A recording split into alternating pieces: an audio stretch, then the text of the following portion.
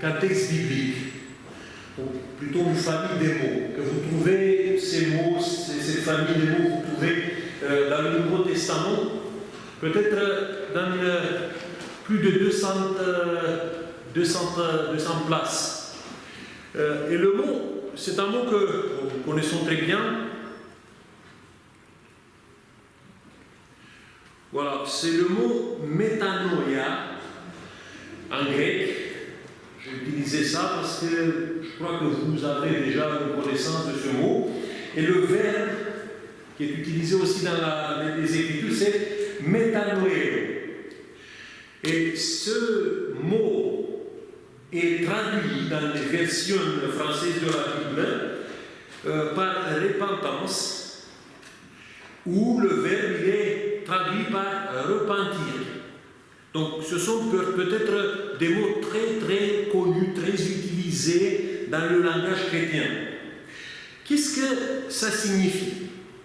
Donc si on parle de l'étymologie du mot, méta est une préposition qui se traduit par au-dessus ou contre, et nous ou noéro, c'est la pensée, la raison, ou le verbe penser, raisonner. Et quand on compose les deux mots méta avec nous ou méta avec noéro, ça veut dire, ça nous transmet l'idée que cette action qui nous permet d'accéder à une réalité qui dépasse notre pensée naturelle. En conclusion, on peut dire que métanoïa exprime le changement profond de l'homme. Ça veut dire transformation de l'homme dans une meilleure version de son humanité. Voilà le thème que je veux aborder avec vous aujourd'hui, le changement de l'humain. Parce que une des lois de notre humanité, c'est le changement permanent. On ne reste jamais sur la même position dans notre existence. On est des enfants pour une période de temps, après nous devenons adolescentes, on arrive à la maturité, après on commence à s'asseoir dans la vie. Bon, à certains moments, on est peut-être plus proche de la retraite et on commence à vieillir de manière visible. Ça se voit par certains éléments qui sont très forts, par exemple les cheveux, les rides, bon, la manière dont nous bougeons à gauche ou à droite, mais jamais physiquement, jamais nous ne restons pas à la même place. Et de la même manière, dans notre pensée, on a des approches différentes de la vie. Est-ce que vous n'avez pas eu des moments ou des situations où vous vous êtes dit « Ah, si j'avais la pensée d'aujourd'hui, il y a quelques années, ça c'était beaucoup mieux. » Et ça, c'est une preuve que dans notre manière de concevoir la vie, dans notre manière de se voir dans la vie, il y a eu un changement permanent. Maintenant, cet impératif de bouger en permanence, cette mouvance que nous vivons, comment je peux vivre ce changement de vie d'une manière correcte, positive? Parce que dans notre transformation dans la vie, il faut savoir qu'il y a deux types de changements qui sont toujours présents et que nous sommes toujours entre les deux changements tout au long de notre existence. D'un côté, il y a ce changement exprimé par le mot métanoïa, qui est un changement voulu et produit par Dieu. Et de l'autre côté, vous avez l'autre type de changement qui est une altération de moi-même, de soi-même, ou si vous voulez, une altération de notre personnalité, qui est la conséquence naturelle du mal qui domine notre monde. Nous ne pouvons pas rester dans un sort de statu quo entre les deux. Il y a le bien qui nous pousse vers la métanoïa, il y a le mal qui nous pousse vers cette altération. Le changement de Dieu, le changement que Dieu propose, c'est un changement qui se produit par un agent spécial, envoyé et dévoilé par Jésus à ses disciples qui s'appelle le Saint-Esprit. Cet agent de Dieu, c'est une personne divine invisible qui œuvre auprès de nous, dans nos pensées, dans notre imagination, dans la manière dont nous concevons la vie. Et il essaie de nous inculquer, de nous donner la vision que Dieu a pour notre existence. Dans le processus du changement, le Saint-Esprit ne touche pas notre personnalité. La troisième personne de la divinité ne vient pas, vous savez, pour bouleverser et pour nous transformer dans quelqu'un qu'on n'a pas été avant. Il y a un changement de mentalité, il y a un changement du sens de la vie, il y a un changement dans les pensées, mais il n'y a pas un changement dans la structure, dans le squelette de notre personnalité. L'homme qui est changé par Dieu va rester essentiellement le même, dans le même dessin psychologique. Le Saint-Esprit, qu'est-ce qu'il fait? Il anoblit les traits positifs de caractère que nous avons et il va nous aider à contrôler les limites morales qui peuvent nous faire dérailler dans la vie. Je vais vous donner quelques exemples pour illustrer ça. Bon, vous connaissez un certain Moïse. C'est lui qui est à l'origine, qui voulait du mouvement de sortir d'Égypte du peuple élu. Donc Moïse, on le rencontre à 40 ans. Bon, c'est l'âge mûr, l'âge où Moïse il a été, on peut dire, c'est une personne mature à cet âge-là. On voit que Moïse il est impulsif, il est impétueux, il est courageux, il est généreux. Il risque sa vie pour son peuple, même s'il n'avait aucune obligation, même s'il avait quand même un certain confort, mais il risque son confort pour le bien de quelqu'un qu'il considère comme son frère. Bon, il doit fuir, il s'isole pendant 40 ans, et après, entre 80 ans et 120 ans, on peut dire qu'il collabore avec Dieu. Il répond à l'appel de Dieu, et on voit Moïse qui a été transformé, qui a subi ce processus de changement métanoïa de la part de Dieu. Et comment se présente Moïse en tant que chef, le leader du peuple élu? Eh bien, on voit le même squelette de sa personnalité, dans une meilleure version. L'impulsivité de Moïse est toujours là. Quand il descend de la montagne de Sinaï et quand il voit le peuple de Dieu en train d'adorer un veau d'or dans la vallée. Vous vous rappelez la première réaction de Moïse? Il a entre les mains les tables de l'Alliance. C'est l'objet le plus sacré qui existait à l'époque. C'est un objet qui a été donné par Dieu, qui a été écrit avec le doigt de Dieu, et si vous voulez, c'est le contrat entre la nation israélite et Dieu. Et Moïse, quand il voit ça, il a une réaction impulsive. Il casse ces tables de l'Alliance. Après, on voit aussi à Moïse qu'il y a le courage. Il se présente devant Pharaon. Il parle directement au Pharaon. Bon, ceux qui sont un peu familiarisés avec la culture de l'Égypte, vous devez savoir qu'un Égyptien ne prononçait jamais le nom du Pharaon. Aujourd'hui, quand vous allez visiter les pyramides ou je ne sais pas des monuments qui datent de cette époque-là, vous allez au Louvre là-bas, vous verrez que le nom du Pharaon il est toujours encerclé dans un cartouche. Et vous savez pourquoi? Parce qu'il ne fallait jamais prononcer le nom du Pharaon. Jamais. C'est un homme sacré. Et c'est pour ça qu'on l'entourait, on l'encerclait, on marquait ça sur les monuments. Personne n'avait le droit de prononcer avec ses lèvres le nom du Dieu qui était sur la terre. Dieu vivant qui était le Pharaon. Et on voit Moïse s'adresser au Pharaon, parler au Pharaon, menacer Pharaon. Qu'est-ce que vous voulez? par rapport au courage, plus que ça. Après, vous voyez aussi un Moïse qui est généreux. Quand Dieu vient pour lui proposer, écoute, ton peuple, il a failli dans son devoir de m'adorer. Je te propose que tu te substitues à ce peuple, qu'on va effacer ce peuple de la terre et que toi, tu prends place avec ta postérité à ce peuple et tu deviendras l'ancêtre du peuple élu. Vous savez qu'est-ce que Moïse a fait?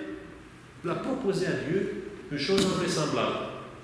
Si tu feras ça, ça sera bien de m'effacer, moi aussi, du livre de la vie. Ça veut dire, ça serait bien que tu me punis avec ce peuple qui est idolâtre, même si je ne suis pas coupable pour leur faute.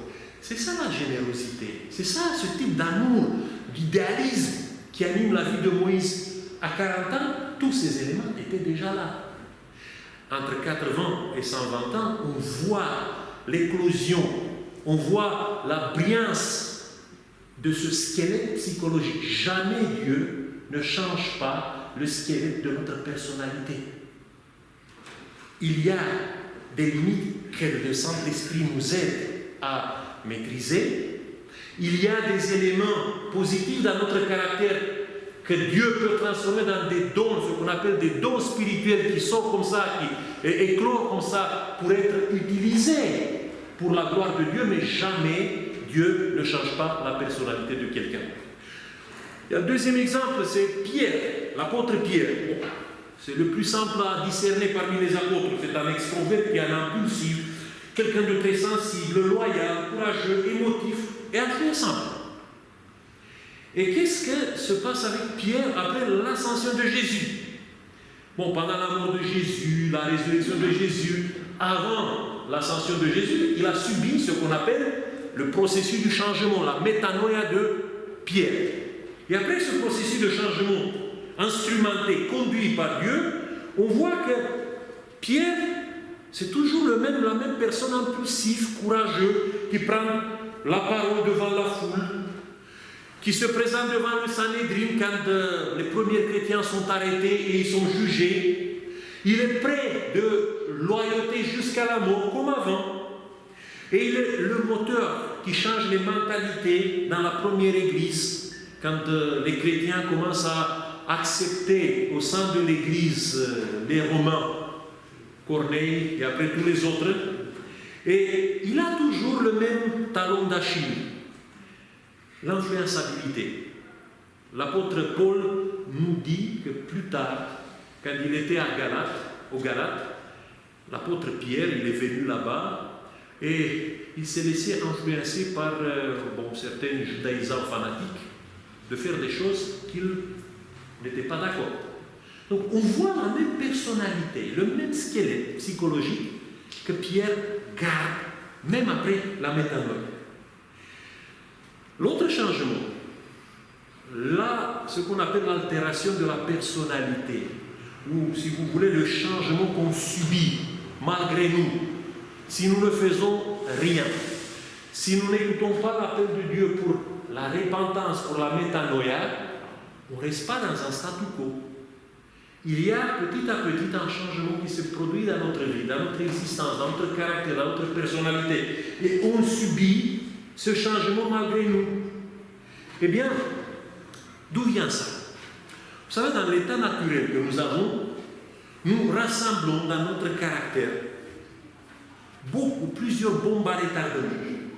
Il y a des limites morales, il y a des addictions qui se développent dans notre enfance, dans l'adolescence, un peu plus tard. Bon, aujourd'hui, la liste des addictions, ça dépasse 300. Vous savez, le fait que tu restes toujours accroché à ton téléphone, ça peut être une des addictions. Il y a beaucoup de gens qui souffrent aujourd'hui de cette addiction, passent 6-7 heures par jour devant un écran et à certains moments, ils ont un problème. Par exemple, hier, j'ai été faire un contrôle médical et la dame qui a vérifié mes yeux m'a dit « Ah, mais tes yeux sont fatigués. Combien de temps tu passes devant les écrans ?» Et ça fait tilt dans mes oreilles. Parce que je me suis dit, peut-être, la vision de près est en train maintenant de perdre de son activité à cause de ça. Eh bien, tous ces bombes à retardement sont là. Et à un certain moment, par un concours de circonstances, à cause d'un stress fort, il y a un changement terrible qui peut se produire dans notre vie. Et toute la personnalité peut être bouleversée par ces bombes à retardement. Et la vie part en dérive et notre existence peut virer au cauchemar. Voilà quelques exemples de la Bible. Bon, vous connaissez Cain. C'est le premier-né d'Adam et Ève. C'est un homme remarquable. Je ne sais pas si vous avez observé ça. Abel, son frère, il a choisi, si vous voulez, un métier très simple. Il a domestiqué peut-être quelques animaux. Il est devenu berger, le premier berger de l'humanité. Pour devenir berger à l'époque, il fallait domestiquer les agneaux, les brebis. Bon, il a fait ça. Mais Cain, il choisit un autre type de domestication, les graines, les cultures, pour apporter à l'humanité de quoi se nourrir. Et je peux vous dire que dans l'agriculture, c'est lui qui est capable de créer des espèces nouveaux, des différentes plantes, des différentes cultures productives. C'est un génie. Ce n'est pas celui qui s'occupe avec les animaux. Cain, c'est un génie. On lui doit, si vous voulez, aujourd'hui, peut-être toute la nourriture que nous mangeons, que nous mettons aujourd'hui sur notre table. Le pain, toutes ces choses-là, ça vient de ce type de domestication des plantes. Eh bien, cet homme, il garde en lui une bombe à retardement. Il se trouve un jour piégé par sa jalousie. Et Dieu l'avertit, attention, il y a quelqu'un qui est en toi, quelque chose qui est en toi qui peut provoquer le bouleversement de ta vie. Et Cain n'écoute pas. Cain laisse cette bombe exploser un jour en lui. La jalousie devient colère, colère la haine, et la haine devient l'assassinat. Et sa vie après cette explosion, ce n'est pas la vie d'un homme normal. Il dit de lui-même, il sera fuyard tout le reste de sa vie. C'est ça là, le destin de quelqu'un qui a laissé cette bombe exploser dans son une autre personne dans la Bible, Salomon. Bon, vous le connaissez bien. C'est un jeune modeste. C'est un exemple, si vous voulez, de modestie, d'équilibre. Un homme obéissant, très mature pour son âge, qui a du sang-froid dans la manière dont il juge ces sujets. Vous connaissez le jugement de Salomon qui est d'une, on peut dire d'une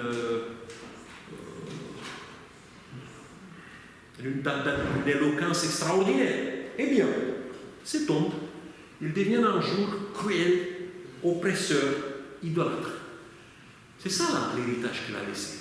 Après sa mort, quand les gens viennent parler avec son fils, avec Roboam, le portrait qu'il dresse à Salomon, c'est ça. Ton père, il a été cruel avec nous. Ton père nous a oppressés avec des impôts, avec des taxes, avec des choses comme ça.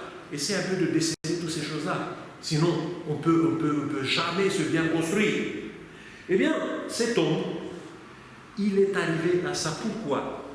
Parce qu'à un certain moment, il y a une bombe à retardement qui commence à faire tic, tic, tic, tic dans sa vie. C'est l'obsession pour le pouvoir.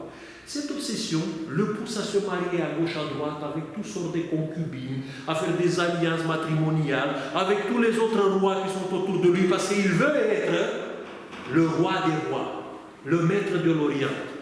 Et finalement, ça va détruire sa vie.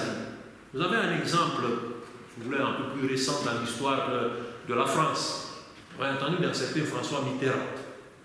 Au début de son mandat présidentiel, premier mandat présidentiel, on lui découvre une prostate.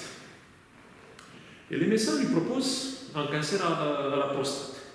Et les médecins lui proposent de faire rapidement une intervention chirurgicale, une chimiothérapie de quelques mois, et il sera guéri. Il a su que la réussite sera autour de 95% qui sera guéri. Et François Mitterrand, c'était quelqu'un de très orgueilleux. Quelqu'un qui voulait que son image soit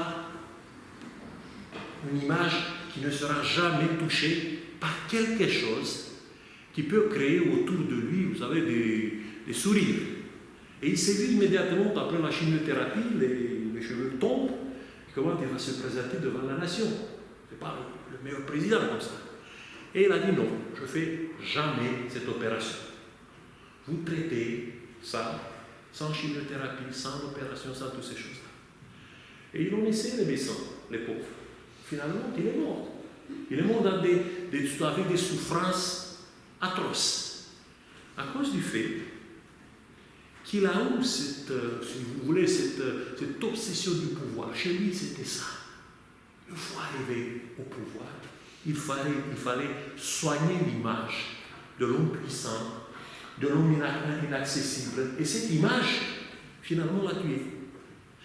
On a aujourd'hui un avatar de l'obsession pour le pouvoir qui est très répandu dans notre société, c'est l'obsession du matérialisme.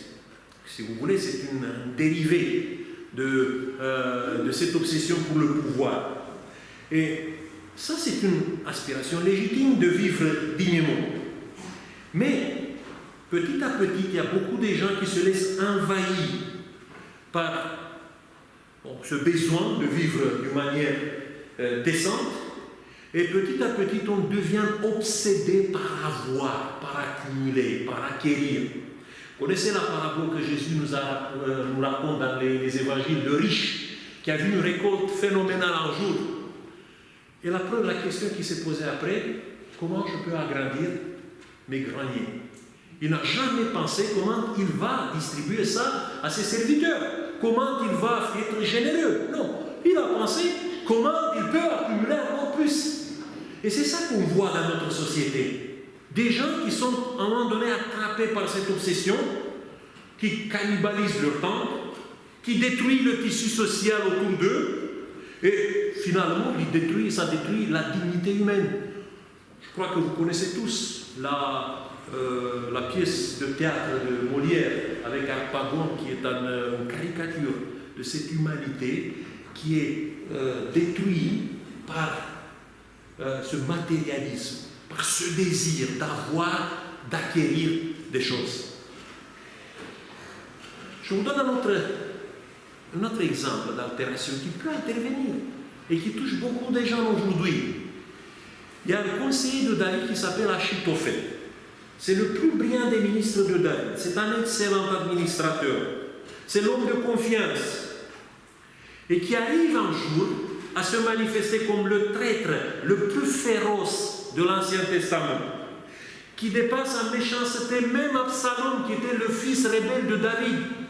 Parce que c'est Achitophel qui lui dit de détruire l'image de son père en le déshonorant par, vous savez, au vu de tous les Israélites. Absalom, il est entré pour coucher avec les concubines de son père. Ça, c'était quelque chose pour détruire la dignité du roi, montrer que le roi David était déchu. Et finalement, ils viennent avec le conseil, Absalom, heureusement, il n'a pas écouté, de tendre un piège à David et de le tuer. Pourquoi tout ça? Le bon retardement dans la vie d'Achitophel, c'était le ressentiment. Il était l'oncle de Bathsheba. Et au moment où David il a péché, commis le péché avec Bathsheba, il était là pour savoir qu'est-ce qui s'est passé. Il n'a jamais verbalisé ça. Il n'a jamais discuté avec David. Il n'a jamais montré sa colère. Il a caché ça, il a enfoui ça en lui-même. Et pendant des années, il a vécu avec cette bombe. Et quand le moment, les circonstances se sont présentées, on voit qu'est-ce qui s'est passé. Parce que le ressentiment, finalement, l'a poussé vers l'isolation, vers la paranoïa. Il a perdu le contact avec la réalité. Et vous connaissez comment Achitophel a fini? C'est suicidé. C'est ça. Il y a beaucoup de gens qui sont bons, qui construisent bien leur vie, mais qui laissent à un certain moment que le ressentiment commence à se développer de plus en plus, et à un moment donné, tu ne penses qu'à ça. Tu as oublié qui tu es. Ton identité a été cannibalisée. Ton identité a été éliminée parce que tu vis que pour ça. Et le deux derniers exemples. Bon, je peux parler de Samson et de David, les mettre dans la même situation. Tous les deux des élus de Dieu, des libérateurs, les héros du peuple. Mais ils développent un jour la bombe. Tous les deux sont passionnés, ont une passion sexuelle. Samson d'abord pour une Philistine, après pour Dalila, et David, c'est pour Bathsheba. Et il perd le sens. Il y a vous savez, un mot que Salomon utilise pour les gens qui sont pris par la passion sexuelle. Il parle de ces hommes comme des gens qui se comportent comme des bœufs. Comme des bœufs. Ils sont aveuglés. Ils ne pensent qu'à ça. Ils sont dans un monde totalement à part. Et c'est ça qui s'est passé avec David. Nous, quand nous lisons l'histoire, nous jetons l'opprobre sur Bathsheba. Mais Bathsheba a été totalement innocente dans tout ça. Ah, il y a certains qui disent, oh oui, Bathsheba, elle se baignait pour que le roi la voie. C'est faux. Le verbe qui est utilisé dans la Bible pour exprimer la baignade de Bathsheba, c'était un verbe qui signifiait se baigner pour se purifier. Vous savez, en Israël, les femmes, après la période des règles, devaient attendre 7 jours. Après, il fallait prendre un bain rituel. Et après, la femme était pure. Pouvait se présenter au temple. Bon, c'était le rituel. Et Bathsheba n'était pas là pour prendre un bain comme ça, pour être vue par le roi. Elle était là pour se préparer, peut-être pour participer à l'adoration de Dieu. Et David, c'est celui qui la voit, et les verbes qui sont utilisés après dans le contexte, il l'a pris par la force finalement. Il a envoyé ses soldats là-bas. Et qu'est-ce qu'elle peut faire, une femme devant le roi? Elle a subi un abus de pouvoir. C'est ça le péché, il est beaucoup plus grave qu'un adultère. On dit adultère de David, non, c'est plus que l'adultère. C'est pire que l'adultère. Et David fait ça parce que son cerveau, il ne voit que ça. Les conséquences pour les deux. Les vies des deux ont été gâchées, même si David, on peut dire qu'il s'est repenti, même si Samson il s'est repenti. Mais il y a beaucoup de vies autour d'eux qui ont été gâchées. C'est le mari de Bathsheba, ce sont les enfants de David, c'est la famille de David. Pour Samson, on peut dire que c'était l'occasion ratée de libérer une fois pour toujours le peuple des Philistins. Malgré la repentance, parfois, vous savez, ces bombes à retardement qui explosent peuvent laisser des dégâts pour le reste de la vie. Et le dernier type d'altération de personnalité, de changement subi, c'était à l'époque de Zédéchias et les prêtres. Vous savez, on peut dire de Zédéchias que c'était un grand patriote, comme tous les prêtres qui l'entouraient. Parce que ces gens-là, ils font de la politique pour échapper de l'oppresseur babylonien. Ils l'ont vu juste. À l'époque, c'est Babylone qui était l'oppresseur. Et pour ça, ils essayaient de faire des alliances avec l'Égypte. Bon, dans leur exercice, c'était des gens très religieux qui croyaient que jamais Jérusalem ne sera détruit. Et ils faisaient ça avec un bon cœur, avec sincérité, avec la conviction que le temple, c'est le temple de Yahvé, le Dieu Tout-Puissant. Qu'est-ce que vous voulez reprocher à ces gens-là? Mais derrière ce comportement, il y avait la bombe. Et la bombe, c'était le fanatisme. Vous savez, le fanatisme peut se définir quand tu as des convictions qui sont lois pour tous les autres. C'est bien d'avoir des convictions fortes, mais il faut avoir la sagesse que ces convictions que tu as soient confrontées avec les convictions des autres. Que tu as quand même l'ouverture, la tolérance d'accepter que les autres ont peut-être des convictions si fortes que les tiens. Et qu'à un certain moment, ça sera bien que tu confrontes, que tu te poses des questions par rapport à tes convictions à partir des questions que les autres te posent. Zédécias et les prêtres, ils étaient dogmatiques. Dogmatiques jusqu'au bout de leur ongle. Ils ont tiré la conclusion, ils ont dit voilà, nos convictions sont loi pour tous les autres. Et même si Jérémie, le prophète de Dieu, il est venu pour leur dire écoutez, ce sont des fausses convictions, ce sont des fausses assurances que vous avez. Il faut sortir de ça. La sécurité que vous croyez avoir n'est pas là. Ils n'ont jamais écouté. Ils ont laissé leur fanatisme les aveugler. Et les conséquences ont été l'intolérance et le rejet du vrai prophète de Dieu. Je vous ai présenté quelques bombes à retardement qui peuvent entrer en nous et provoquer le changement malgré nous. On subit ça.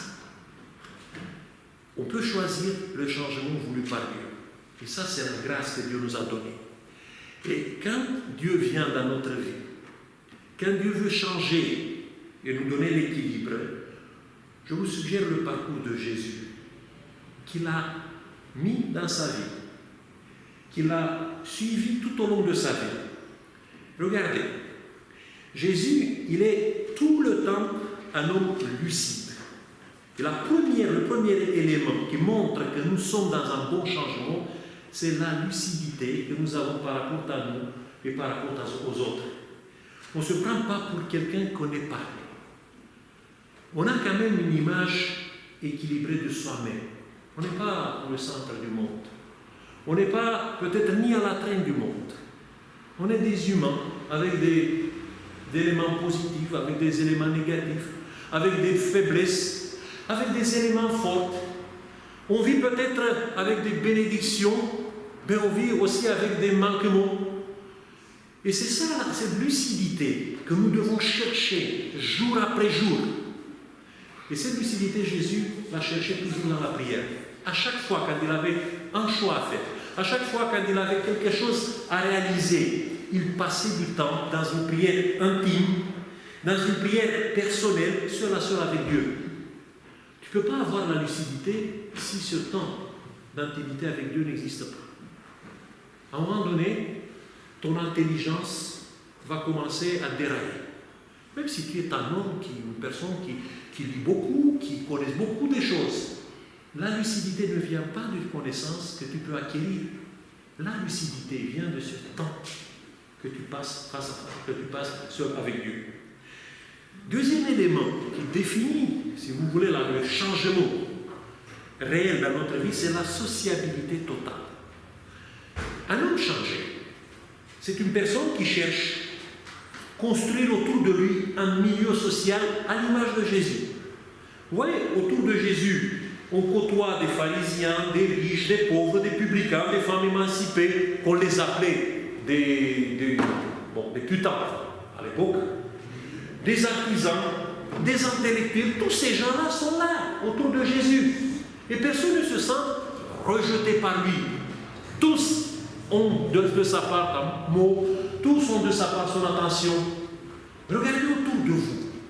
Quand vous êtes encerclé dans un groupe très petit, très serré, quand on voit autour de nous qu'on vit dans un milieu qui commence à se resserrer de plus en plus, il y a un problème. On ne peut pas se construire sans avoir, vous savez, les regards des autres. Même si parfois les regards des autres nous blessent. L'isolation de l'humain. Essayer comme ça de vivre dans ta bulle. C'est quelque chose qui peut t'amener rapidement, vous savez, dans un monde clos où les bombes à retardement peuvent exploser n'importe quand. C'est pour ça qu'on a besoin de ce tissu social le plus divers possible autour de nous. Troisième élément pour une vie changée, c'est d'être honnête dans tout ce que nous disons, sur tout ce que nous faisons, tout ce que nous montrons. Même si parfois cette honnêteté peut déranger. Mais faites attention, faites la différence entre la sincérité et la brutalité. Jésus, Il était sincère. Même quand il a dit à Pierre, derrière moi Satan. Je ne sais pas si vous aimez que vous êtes appelé avec le nom de Satan, d'adversaire. Mais Jésus lui a dit ça. Jésus, il a dit aux pharisiens qui sont des... comment on dit en français? Bon, sont des lézards. Des vipères, oui. Il les a traités comme ça. Oui, mais si vous lisez les mots, Jésus-Christ, elle nous dit qu'il y avait des larmes qui coulaient de ses yeux. Il faut avoir un équilibre. L'honnêteté, la sincérité ne doit pas être mélangée avec une certaine brutalité qu'on met en évidence comme une caractéristique positive de notre vie. Tu peux être sincère, tu peux être honnête, tu peux être toi-même en toutes les circonstances sans être brutal. Malheureusement, nous essayons de nous cacher. Nous essayons de jouer parfois en personnage devant les autres. Et c'est ça qui nous abîme. Parce que dans le temps, il y a quelque chose qui se passe dans notre vie. On ne sait pas qui nous sommes exactement. Est-ce que nous sommes le personnage qu'on joue? Ou est-ce que nous avons une identité? Il y a beaucoup de gens qui se cherchent jusqu'à la fin de leur vie. Dans cette tension entre le personnage et la réalité de ce qu'ils sont. Et le dernier élément, ce qui fait la vie changer, rester pour toujours, c'est ce type de relation fusionnelle avec Dieu. Chercher Dieu dans tes pensées en tout temps. Jésus avait l'habitude de parler de son Père. À chaque fois quand il expliquait quelque chose.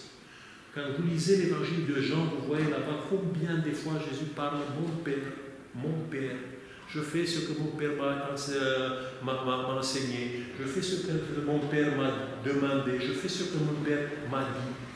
Ce n'est pas une prétention de sa part, c'est le fruit de cette relation qu'il avait avec son Père, avec Dieu de manière fusionnelle. C'est vers ça que nous pouvons nous diriger pour avoir cette vie changée. On ne peut pas rester dans le bon changement en faisant peut-être une petite chose aujourd'hui et après on oublie. Il faut rester en permanence dans cette attitude ouverte vers notre Seigneur. Voilà ce que je vous souhaite, de vivre le changement, la vraie métamorphose. Parce qu'il n'y a pas on n'a pas d'une autre option. On ne peut pas rester en statu quo. Et si on laisse notre vie subir tous ces changements qui viennent de la part de nos limites, de nos bombes à retardement, à un moment donné, on va cueillir juste les morceaux de notre existence. Dieu ne veut pas que nous vivons la vie en morceaux, que nous vivons la vie d'une manière pleine et forte. Et que Dieu nous aide à faire ça. Amen.